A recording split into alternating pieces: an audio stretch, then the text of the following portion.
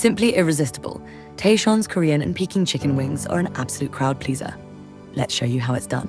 To get an even fry, break the wing down into 2 parts.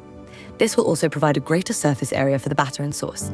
Holding the wing by the flat, also known as the wingette, place the join on the board so the wing represents the letter V. The other part is called the drumette, named this as it is like a miniature drumstick. Place the side of your knife flat against the inside of the drumette and use this as a guide to cut straight down.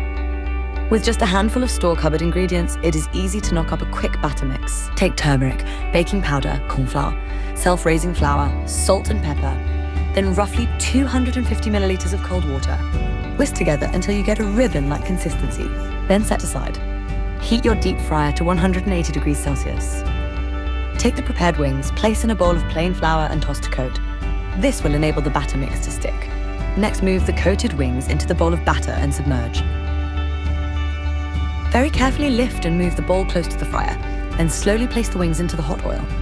Lay them so your hand moves from front to back to prevent any splashing in your direction. After 1 minute, lift and dock the basket, then using a metal spatula, shovel under the chicken wings to prevent them sticking. Return to the fryer and cook for another 7 to 8 minutes until the chicken is cooked through.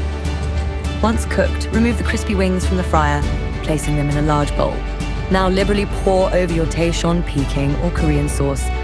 Spoon in hand, spin the wings through the sauce, enough to thinly coat the wings with those delicious flavors. Garnish with sesame seeds, spring onions, chili, and fresh coriander. Korean and Peking wings done right. It has to be Taishon.